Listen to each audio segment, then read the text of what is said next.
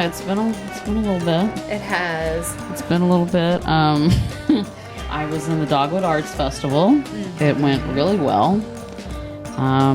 Yeah, nothing like making your mortgage in 3 days to be like, I don't think I want to do a 9-to-5 ever again. Yeah, no. Yeah, I can't blame you after that.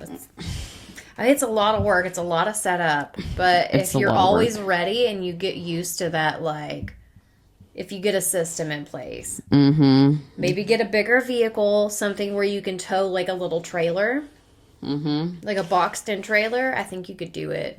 You could be like a little gypsy. Yeah, I can. I gotta see if my family members who's prepared a will yet. So so I can figure. Get life insurance. Who I can life insurance. Yeah. No. Yeah, it was really good. All the cute little high school kids who were in art class coming up to me like, "Oh, I love your work." I was like, "Oh, well, thank you. You're precious."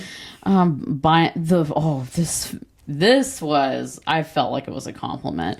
This little kid saved up his allowance to come to the festival, right? And he bought one of my framed prints. He kept going around the whole park over and over again, but would come back to my tent. He bought my framed Furby print. Oh, the Furby so riding the banana. The banana rider. Yeah. Furby fully loaded. I was just like... We can drop hey, Sven, put in a link for Emily's website right there. Da-da-da-da-da. Yeah, your mom was funny last night because someone was asking like, "Oh, what kind of art do you do?" And your mom was like, "Well, she does real art and then she does other stuff." I mean, it's fair. I do. She does real art. I do sculptures and stuff, but then I also make drawings of animatronic gremlins riding fruit. Yeah. So I just think if Furby, can you show it right here, Sven? I'll send you. Okay. A picture of the Furby. Okay, riding the banana. Piece. Yeah. So I think that Furby would, if it was a fairy for the river Styx, the furry would ride a banana. Yeah. Yeah. Totally. Yeah. Totally. For ferryman on the river Styx. Just a giant banana with a big Furby on it. Bod. Let me tell you the tale of how I came to be imprisoned as the ferryman on this boat. Oh, yes. Yeah, so welcome to Freaks of a Feather. Hi.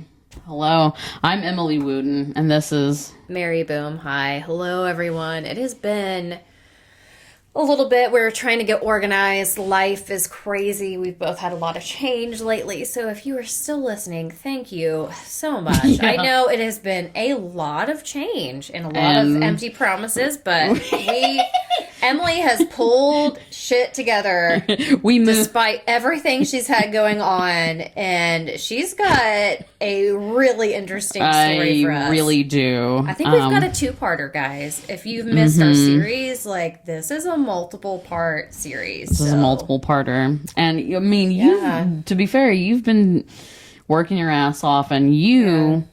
had a double ear infection and bronchitis. Yeah, it was really fun. And I had to, take patience back, sneeze, and piss myself, by the way. Like, I would cough so hard, I would piss myself, sneezing, pissing myself.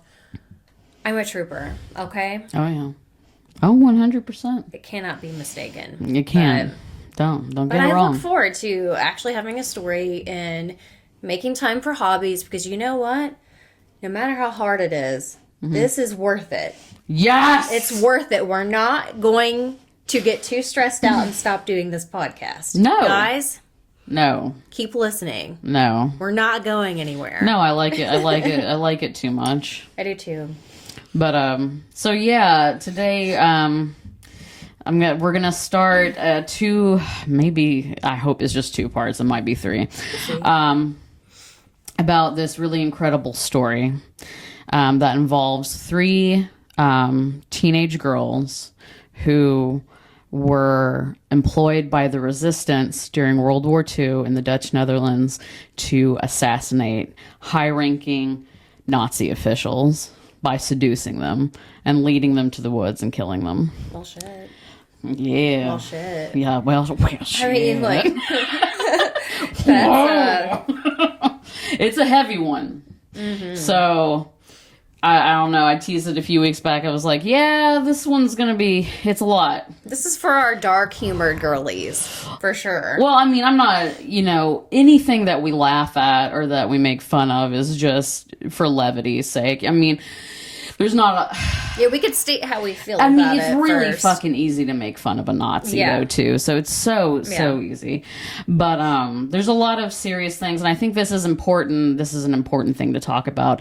Not because I condone violence in any way, but this particular story, all the particulars of it, tells you how bad, how awful things can get. Yeah, so during the Nazi occupation of the Dutch Netherlands during World War II, 3 young Dutch women, Truus Oversteegen, Freddie Oversteegen, and Hannie Schaft, were employed with sabotaging railways, bombing bridges, and linking important information regarding Nazi plans and the location of weapons. Shit. They were also responsible for taking care of and shepherding Jewish children from safe place to safe place. And they were responsible for hiding families. Wow.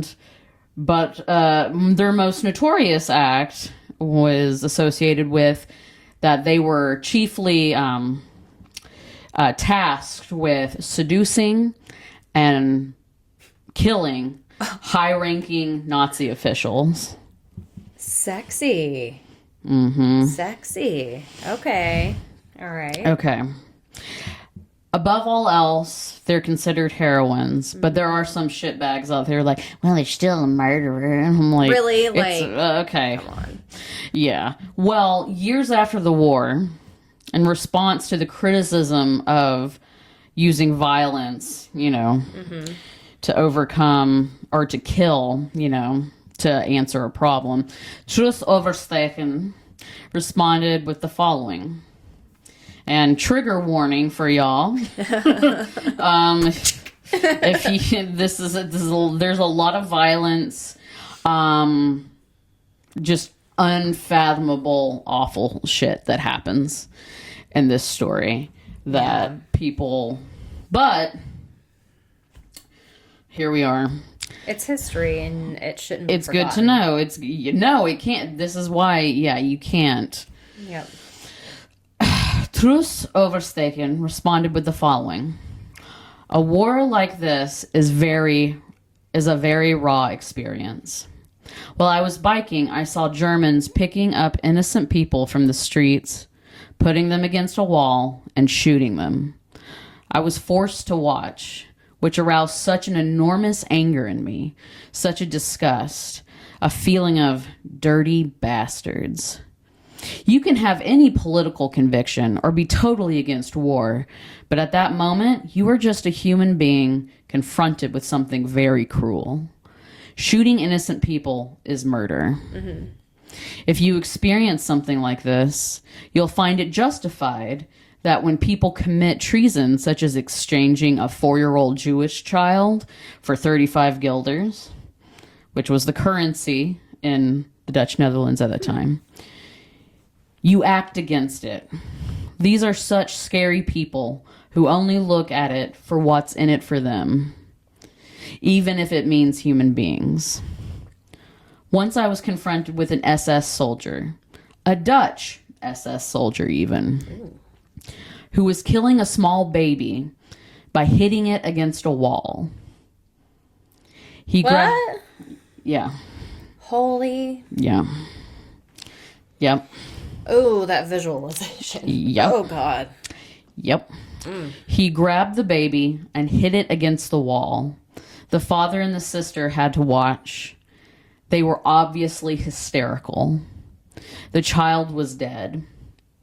I shot that guy right there and then. Mm-hmm. That wasn't an assignment, and I don't regret it.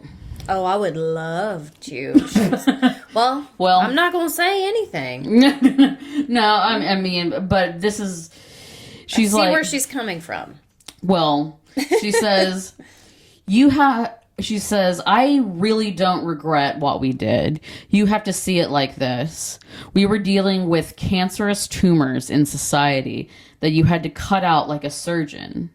You couldn't say, hey, mister, you're doing it wrong, because then you would risk a bullet through your head.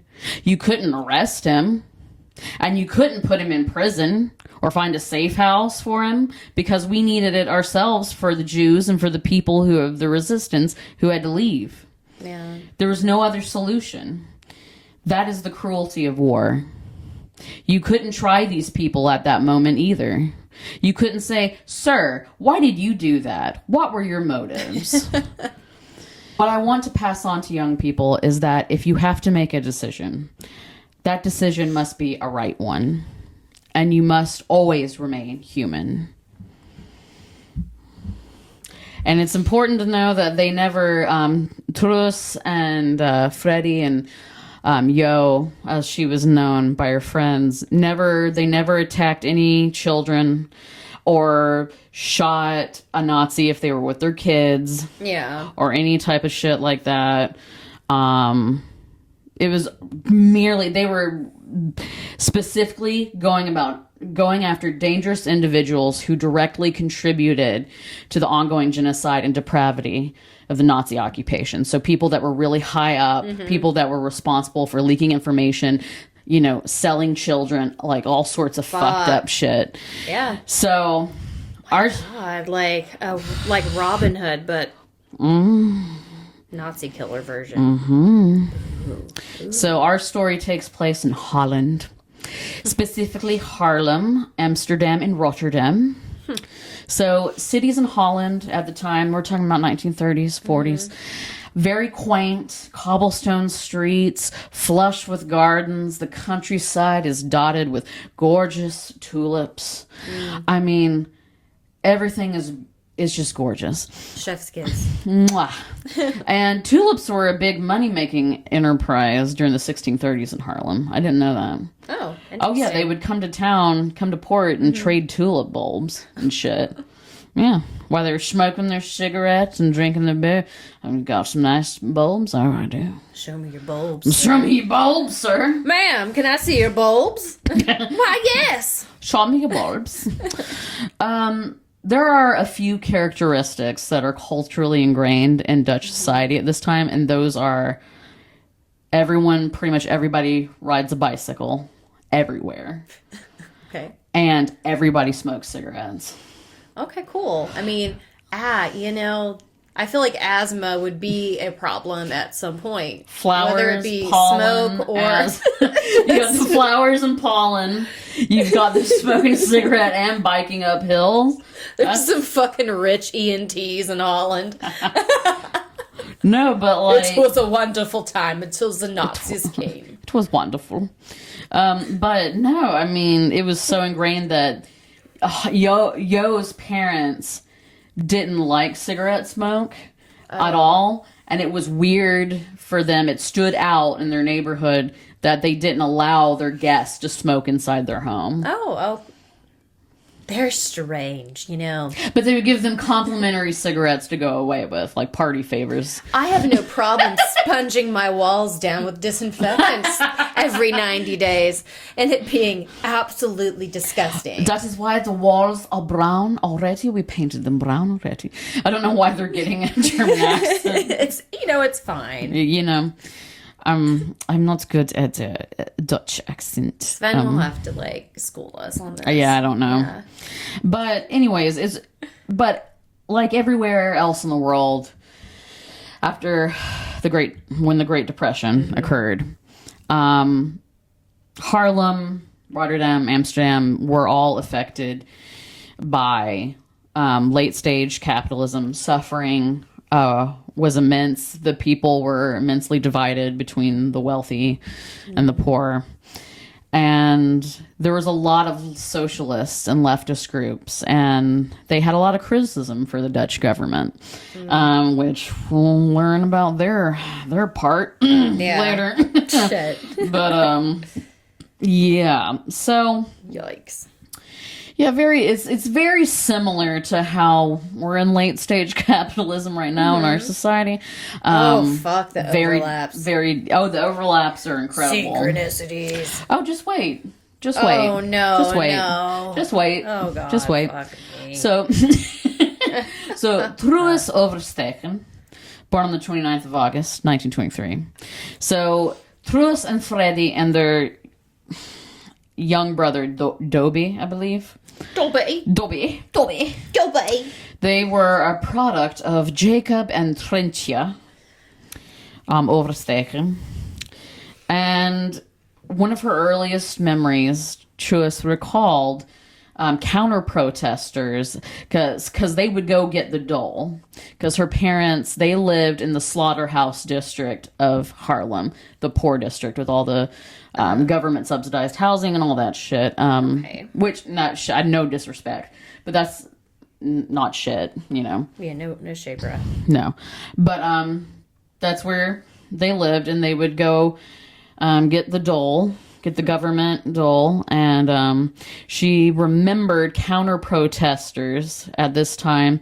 She was with her father at a protest, and the counter-protesters were calling for socialists to be strung up from the light poles. Fucking hell. A lot of tension. Wow. Truus asked her mother, "Are we socialists?" And she said, "Yes, we are." The family was very proud to be leftist. They worked in the service industry. The Overstegens did not make a lot of money. And Jacob fucked off. Like after Dobie was born, he just kind of... Bye. And I'm away! Good luck! Good luck! But, so, she had 3 kids working a minimum wage job. Like, she... Oh, fuck.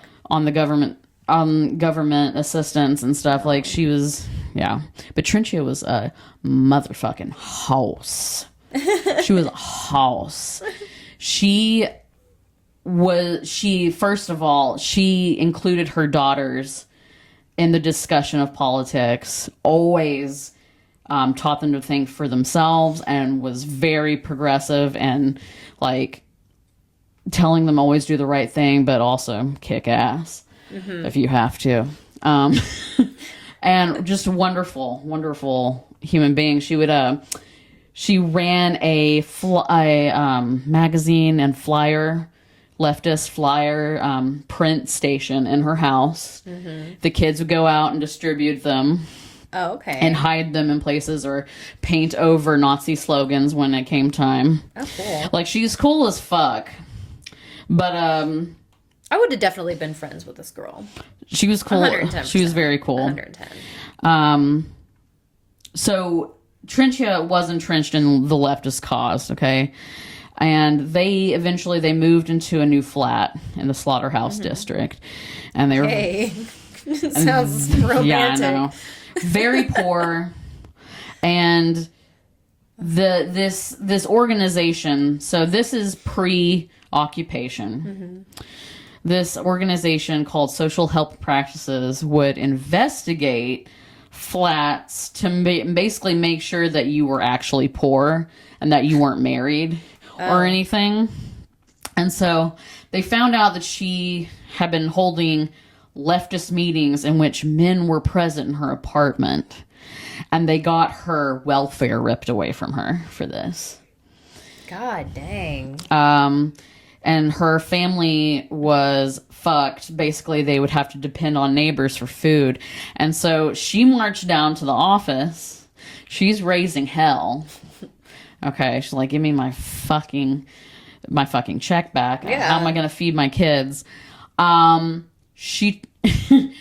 The officer started to escort her, like physically remove her from the place, and Truus went up and bit him on the arm, and then Freddie started kicking him, Like, they sprung to action. Oh, shit. So, I mean, that tells you how feisty.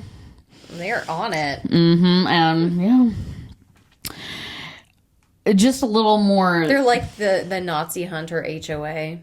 Yeah. Oh, yeah. Mm-hmm. Well, they're not Nazi hunters yet. No. Not yet. Oh, okay. So Truus, when she was 14, went to work for... This is just a funny side note to show you some of her character.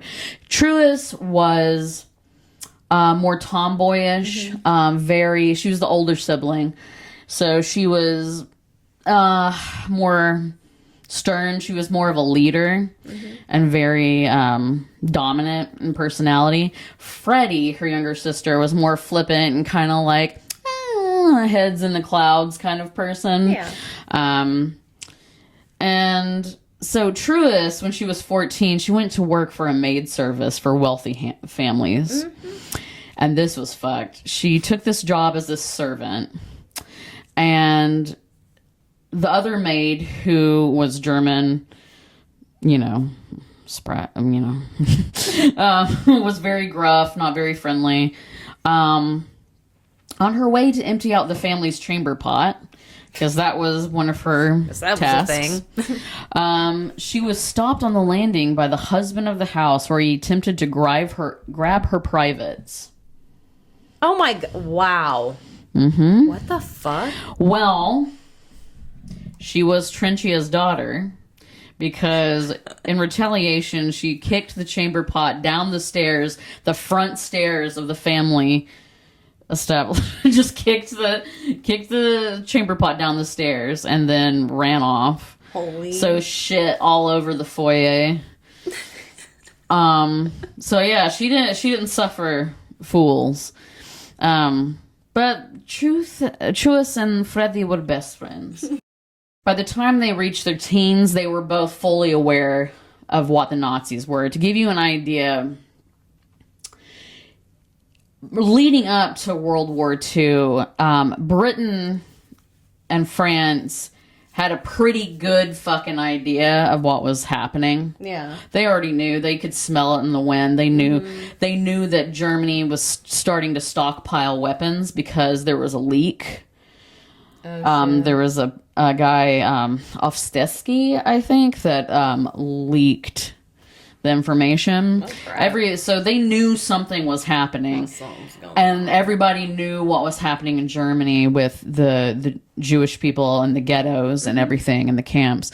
Pretty much like they were aware that this shit was happening. They invaded Poland, and then it's like, okay, this is a problem. So the girls were very aware of Nazis and who their sympathizers were, because let us not forget, they weren't just in Germany.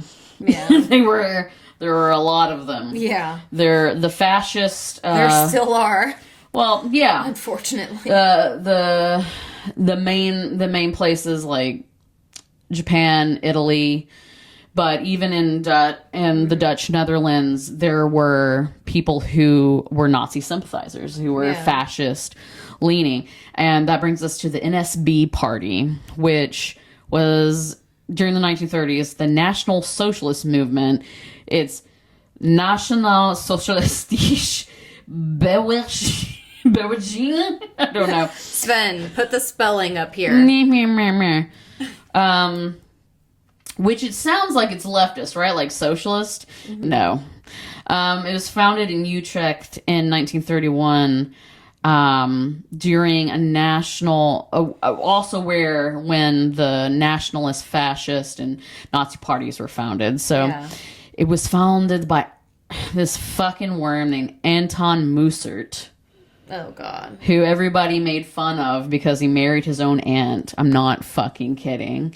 What married his own aunt. Ew. Fucking weird. Absolutely no. Right? He became... Right? But she smells like my mother. It's so close to my mother, but it's not. So I'm still getting into heaven. It's fine. When we have sex, I just close my eyes and imagine. It's mommy. Oh my god. Oh, that's not better. That's not, no. That's not better. No, what's worse? Well, he became the party's leader.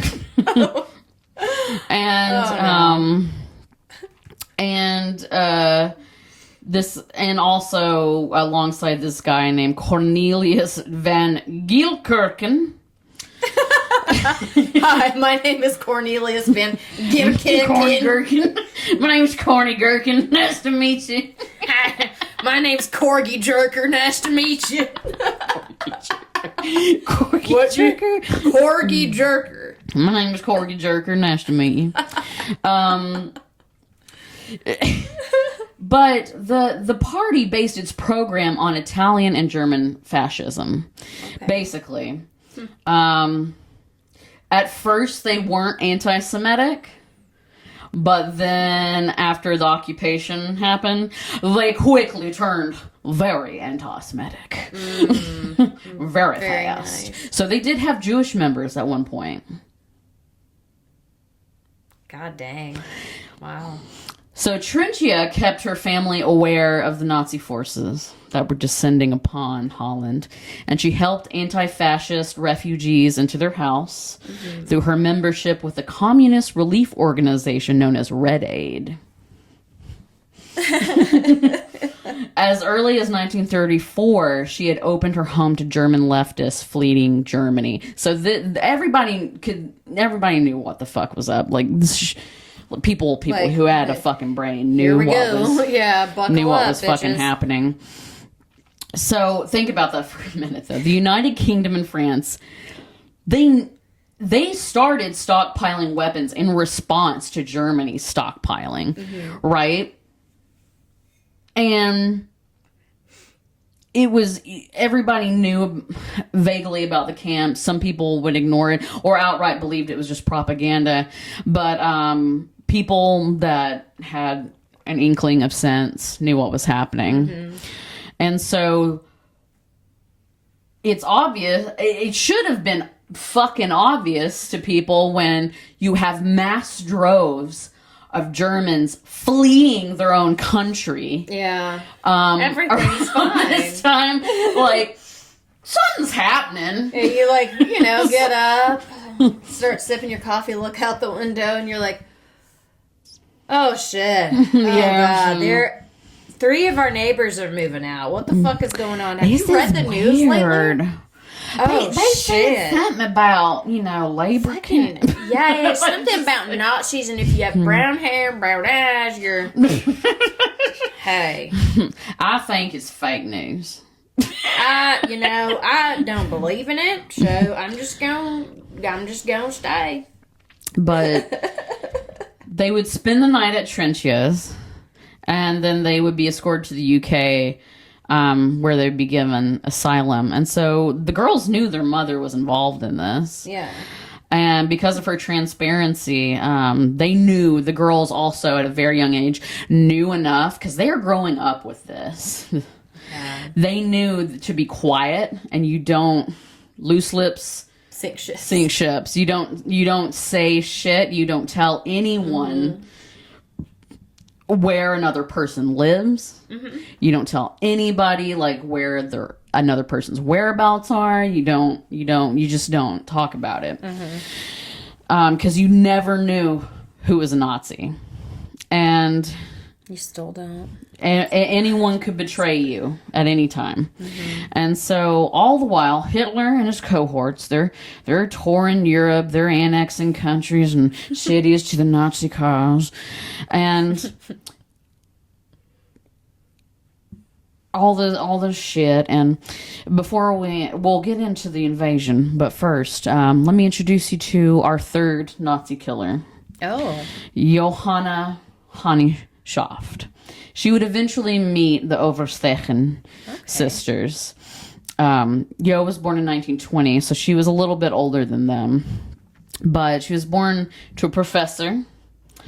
And this woman named, Oftia Halaya Fryer. We're going to call her Oftia. Ophie. Let's just call her Oftia. Yo, she was fiercely protected by her parents because when she was 7, her sister died of diphtheria. Oh. Like really suddenly, like within 2 days, like she died of diphtheria. And so her parents were super protective over Yo. And she spent the majority of her childhood kind of in that shadow of that tragedy. But she was very smart, very sensitive from a very early age. And she grew up in East Harlem. No, she grew up in, she grew up in Clifford Park, which is in Bloemendaal, which was north Harlem, above, the industrial villages. It was out in the countryside. She grew up next to a goddamn windmill. She did. She was very fortunate. It's very Dutch of her. Yes. Only child next to a windmill. Sounds so cute. Oh, it would have been so beautiful and wonderful if it wasn't for Nazis. Yeah.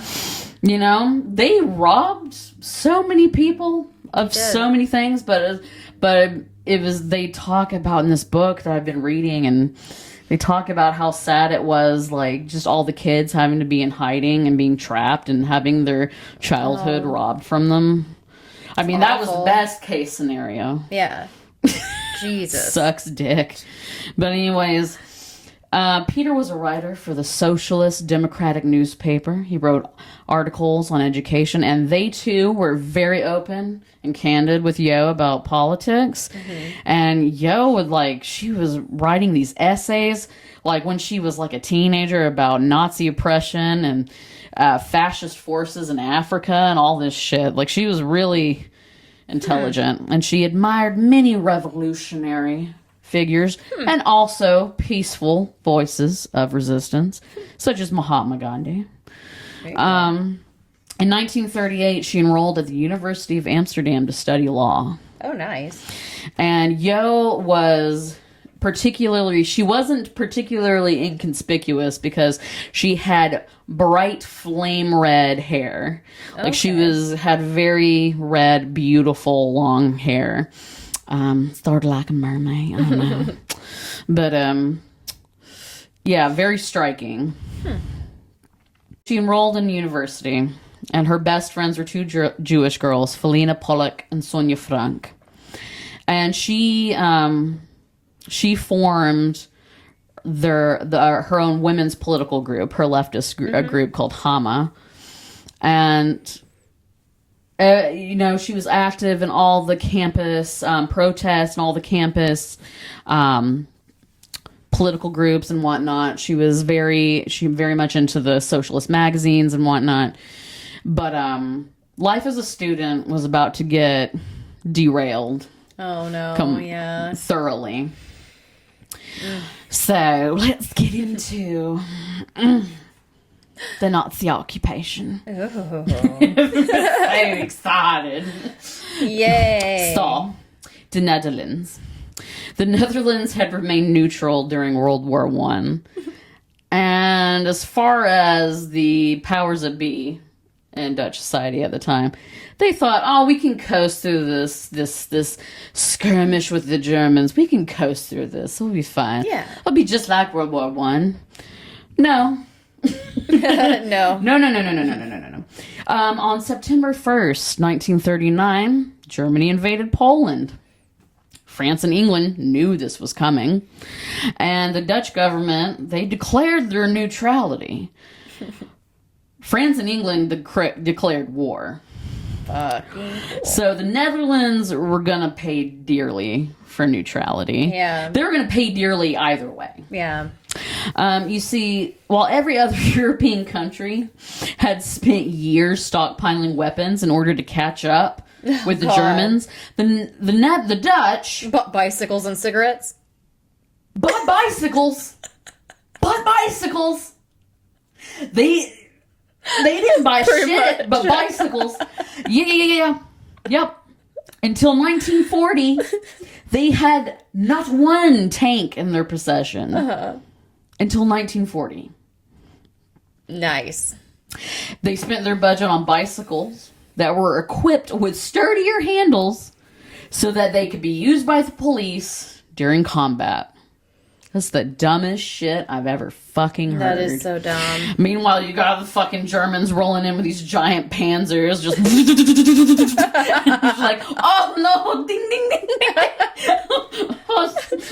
I have reflectors. Little streamers on them. Honk honk. Fuck. Where's my gun? Oh shit! We don't believe. It fell back by the pond.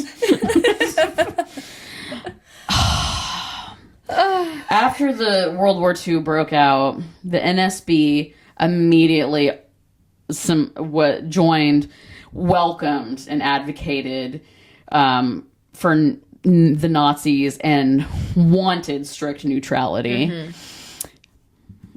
Neutrality. It sounds like they wanted the occupation. Yeah. Definitely. In May 1940, 800 NSB members and sympathizers were put into custody by the Dutch government. Because supporters of the Dutch, they basically put them in an internment camp. Dutch government did, because they were like, they're going to try to help the Germans. Yeah.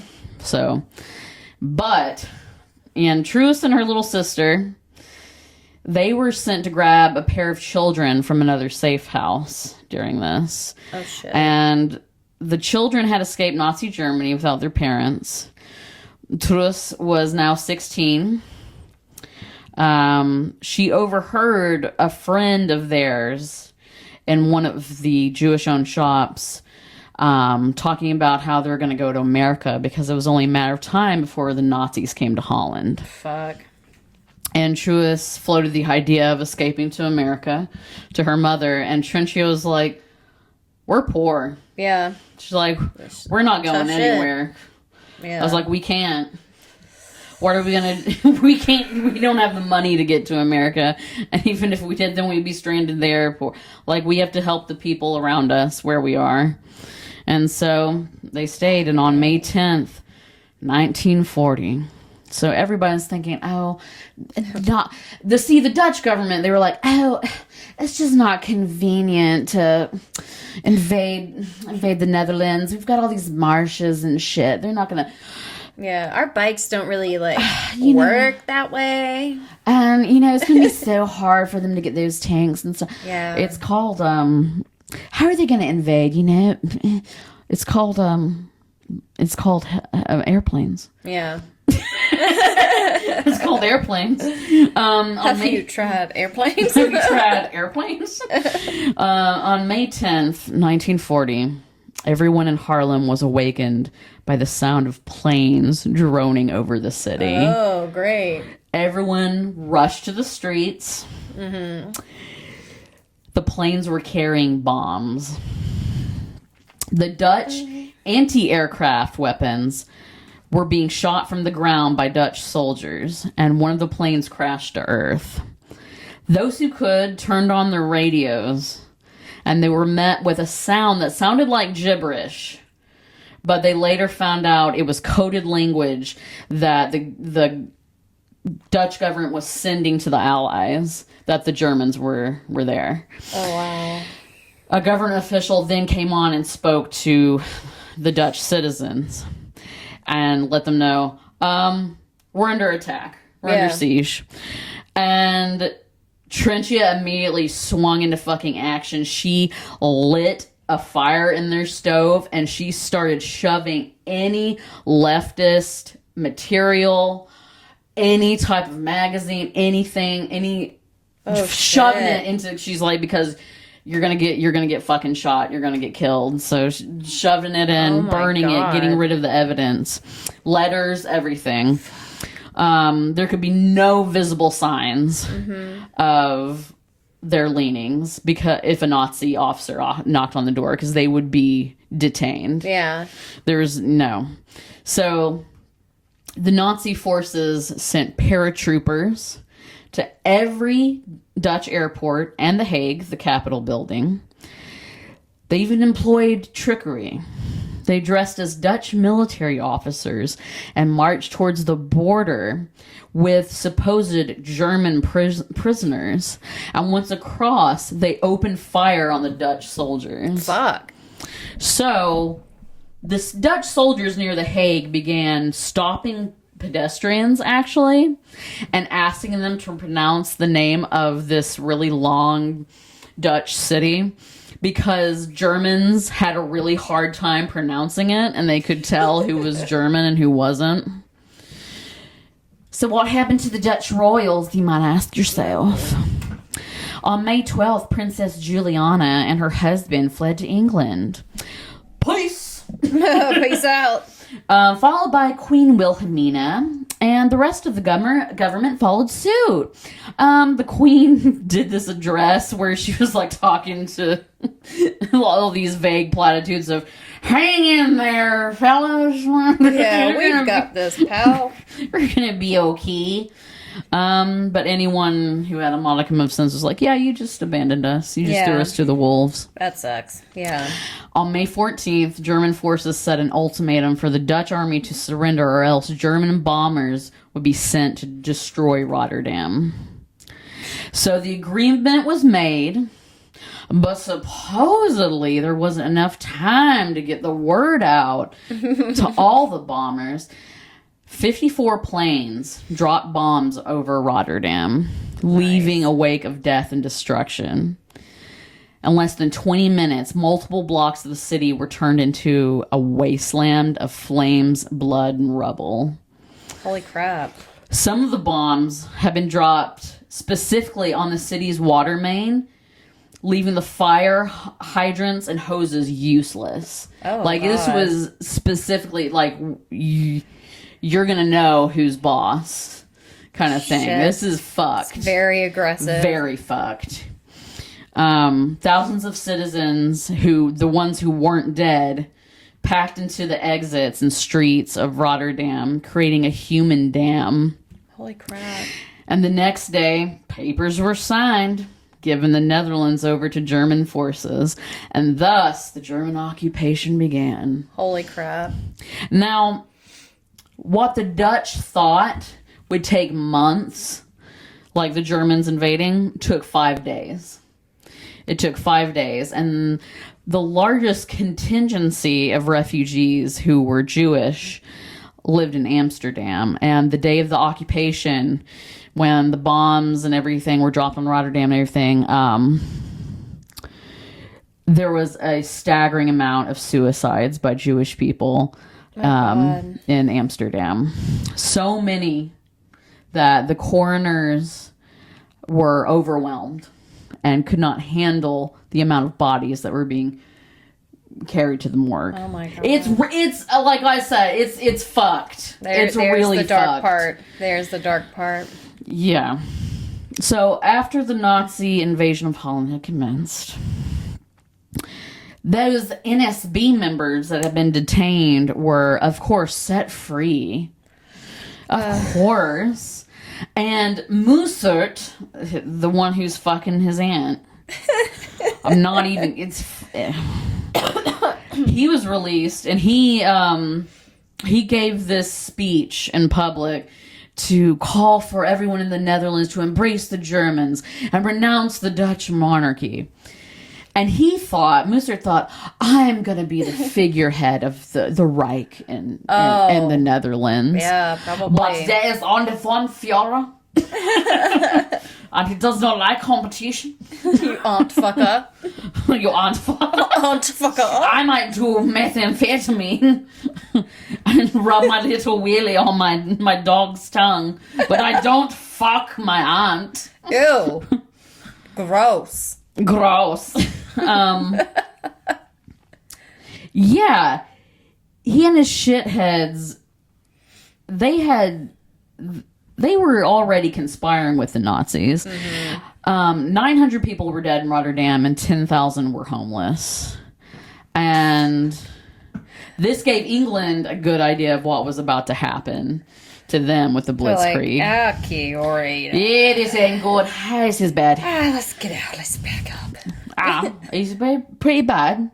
Pretty bad shit going on. Oh, fuck. Have you hit fuck her? Fuck. On May 15th, so all of this is happening. And on May 15th, the 207th German Division strolled into Amsterdam, led by panzers. And in the wake of the German panzers, which are tanks, there were tracks smeared with blood. Ooh. The next day, the Nazi officials were shuttled into the city via Mercedes-Benz. And from there, they would inhabit the luxury suites of Amsterdam's finest hotels. Oh, yeah, of course. Truus went down to the square in Harlem to witness what was happening. Nazi sympathizers, Dutch Nazi sympathizers, were throwing roses at the German soldiers. Oh, yes. My God. Oh, yes. And Truus noticed the blood, and there was a leftist dissenter in the crowd who started screaming murderers, but they were immediately detained by the police. And probably executed, I imagine. Oh, I'm sure. Yeah. So it's fully supported by the NSB, and immediately all socialist and communist parties were outlawed. Mm-hmm. And the following year, they would outlaw any party that wasn't the NSB, or basically the Dutch Nazi party. And it grew in membership to 100,000 in Holland. Like there were... Oh, God. Yeah. And so every single government servant, including mayors, were appointed by the Nazi occupation and were members of the NSB. But Mussolini got his feelings hurt. Oh, no. Oh. What, did his aunt break up with him?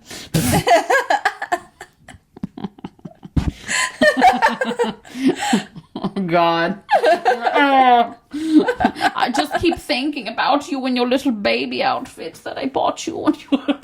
I can't have sex with you, Musa. And then when she was out, and you are getting groceries for me, and I just imagine maybe you see a young, pretty woman, you think maybe you want to be with her, sleep with her, and then I think maybe I'm too old. Maybe I'm too old, and maybe I'm crazy. And maybe I'm too old and too related.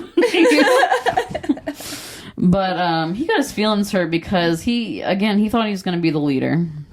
Mm-hmm. But Hitler and the Nazi Party, of course, elected their own official head of state in the Dutch Netherlands. Yep. And this was an Austrian Nazi. This monster's name was Seyss Inquart. Seyss Inquart. Following the bombing of Rotterdam, most Dutch citizens were outraged, right? College students in particular were pissed, and they were the most vocal about that. Yo was one of them. She was not quiet about her political beliefs. Yeah. Oh, brave. She and her friends read underground newspapers. They listened to banned broadcasts. Students still attended resistance groups and political groups on campus. And otherwise just tried to avoid the NSB officers and the Nazi sympathizers. Mm-hmm. But in her mind, I think she knew that she could get away with it because these pig-headed Nazi thugs didn't take women seriously, period. Yeah. So, whatever, let her practice her whatever. And they still had a community of teachers that were supporting them who weren't Nazi thugs. Yeah. So they were still safe in a bubble in a way. Mm-hmm. But that was about to change. So what were those squally little Nazis up to? The invading German forces were headed by the monster Seyss Inquart, and the initial occupation was supposed to be conciliatory, or supposed to appear more diplomatic. You know, we are here. Well, sure, we bombed your city, we killed a bunch of people. We might have ruined the countryside with all the tulip bulbs, but you can still be Dutch. You know, we are just here to be your new mommy. I mean, we only borrowed some bicycles and smoked all your cigarettes and we only trampled all of the tulips. We raped the land and took all of your resources. I mean, yeah. I mean, it's fine. It is a lot, but it's not as bad as other places. One of the gestures of diplomacy was that the Dutch soldiers that they had captured during invasion, who weren't NSB, they would be released.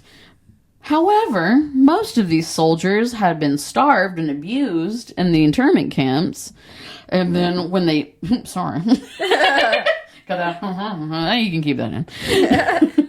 And then when they returned home without any jobs, it was very convenient that, there's no jobs left for you. Well, you can be a member of our Nazi police force. Or you can die. Wink, or wink. You can die. I mean, you can be Nazi or you could die. You'll catch my subtle German hint. Wink, wink. Wink, wink. Wink, wink. Wink, wink. Similarly, children of Nazi sympathizers or members of the NSB were sent to summer camps to meet the Führer and a gesture of goodwill and... Look, little Timmy, this is the Führer. He's very tall and beautiful. Beautiful. He's very ugly, man. He looks very ugly. Shut up! Timmy, shut up. Oh, God. Timmy's backhanded child, probably. They will decapitate you. Zeiss Ingfart, actually, he needed to set up the police state, set up the department, so he appointed a favorite police chief of Himmler. Fun guy, Himmler. Oh, him, yeah. And that monster's name was Hans Albruter. He was a high-ranking SS officer, and he helped carry out the indoctrination of the occupying police force in Holland. So there were two police factions. There were the security division and the order police. So the SD was made up of law enforcement that specifically acted as Gestapo or secret police and was made to punish political crimes. So this meant these undercover fuckers were going around and sneaking into these groups and talking to individuals and sussing out who was a socialist, who was Jewish, who was that, and reporting them back to the authorities, who would then go and extract them. Oh, God. And do what they want with them, depending on the person. Anything's on the table. Literally, you can get fined, heavily moved, killed, deported to a camp, raped. Yeah. Yeah, just, whatever, dealer's choice. Yeah. God dang. Basically anyone who did not conform to the Nazi party. So they just got rid of you. So the order police, or the green police, were in charge of exacting the retribution. So extracting them, beating the shit out of them. They basically, they were the essential terrorizing, the terrorist community that was put together in the German police state. They were terrorists. So committing public executions, public beatings, assaults, harassing anybody based on if they looked at them the wrong fucking way. It was... Sounds tense. Oh, yeah. Yeah. Not good. And these fuckers are everywhere because they basically liquidated all of the servant jobs, all the government jobs that the men that they had captured could have. And they're like, well, you can be a police officer, you can eat a bullet. Oh, God. And so you have a lot of them who are sympathizers that just volunteered to do it. None of it sounds great. It's not good. Mm-mm. It's not good. It's like if you gave Jim Bob asshole down the street a bat with spikes in it and said, well, now you're part of the police force. You come around here and make sure but that... you got to figure out a way to live there if you're stuck there, right? So, let me guess, like, somebody adapted, right? These girls adapted by being vigilantes. Well, that was the thing. You were very quiet. You stayed in order, and you were very secretive and stealthy about what you did. Yeah. So, yeah. These two terrorist groups are essentially controlling the society in Holland at the time. And while this is happening, the higher ups, the officials, Inkvat, is ink fart. The Nazi occupation starts rolling out these decrees and these constrictive laws, and it's slow and steady-ish. Yeah. And it's very similar to how an abusive partner will groom and abuse their spouse. It starts slow at first. It doesn't just come at you with a fist immediately. Yeah. They want to get you used to the degradations, to the humiliations and the abuse so that you're less likely to fight back. But there were some special people who they were going to fight back no matter what. So the first step in controlling the Dutch society was the elimination of competitive... This is where some similarities get very scary. Oh, God. Okay, everybody ready? The first step in control over Dutch society by the Nazi occupation was the elimination of competitive media. So only German-approved media was allowed to be published. Everything that was publicly displayed had to be sympathetic to the Nazi cause and painted in a good light, and anything that was of a different belief was destroyed. Nice. They even set up a government press division that made sure that everything was filtered and made sure everything that was in the media was friendly towards the Third Reich.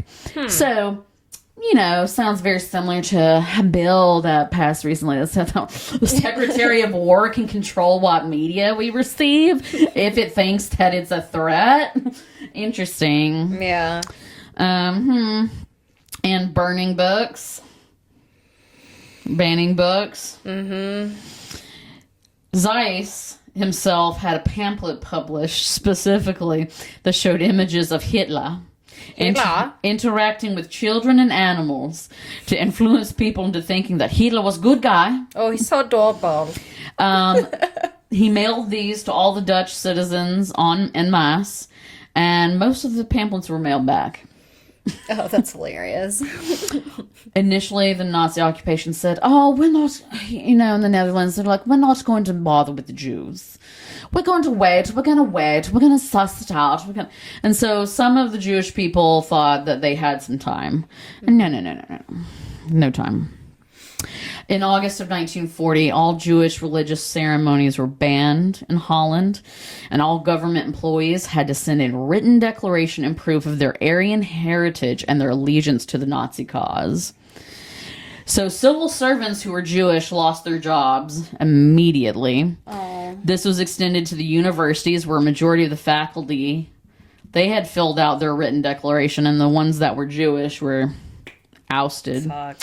One professor in particular, Paul Holten, he drafted a petition to send to Inkvat about trying to be a voice of reason, talking about how Jewish people were not a He didn't give a fuck.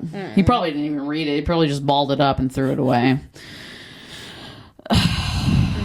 But Amsterdam had become the city of unrest, particularly for Jewish people. And the Jewish people of Amsterdam were they were shut off from the rest of the community. They were ushered and corralled into specific neighborhoods. Oh, God. Ghettos in the city. The order police, or the green shirts, openly terrorized them constantly.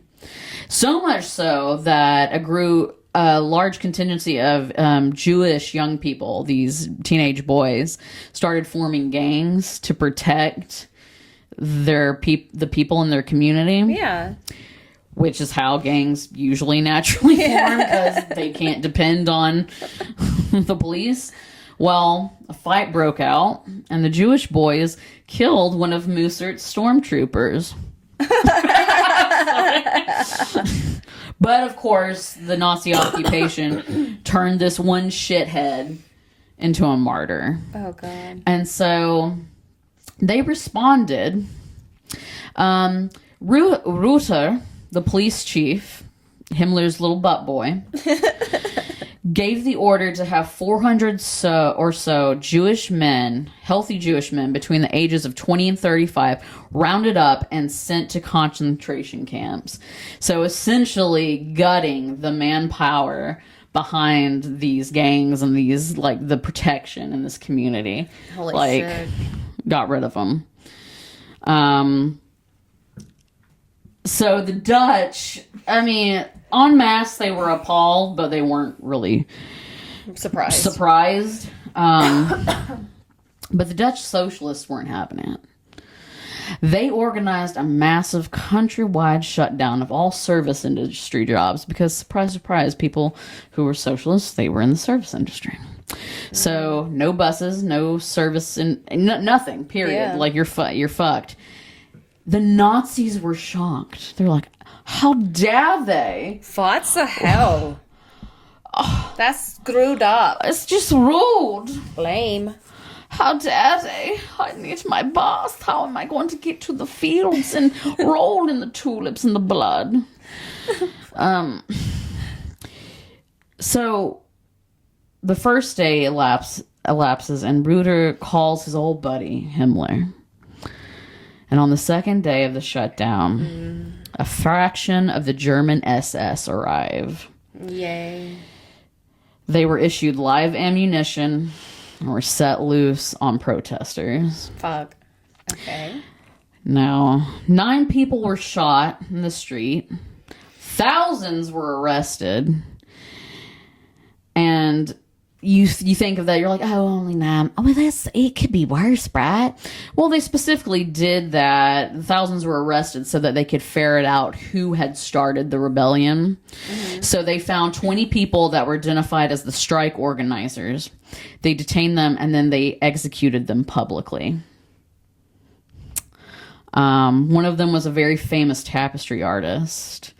He was it was just kind of, I just thought this was interesting. Bernard Astrot was, he created the first resistance group called the Beggars, which kind of harkens back to another political thing in Dutch history, but he was found and he was shot.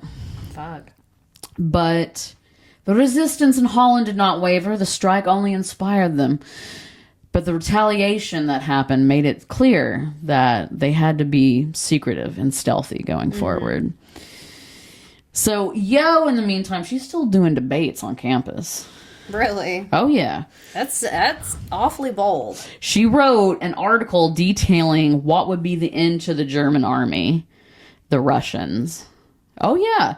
So she had pretty accurately depicted that their hubris would lead to their downfall. Mm-hmm. Now, by 1941, all Jewish people had been banned from attending university. They weren't allowed to own or ride bicycles. They were not allowed to be outdoors before a certain time, or in the morning, or after a certain time in the evening.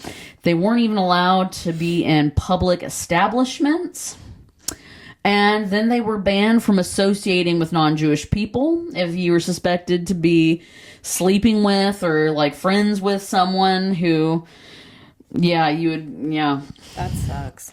So essentially Inkvat and their shithead constituents created these pillars of control where basically they're completely pariah. They're separated from everyone else.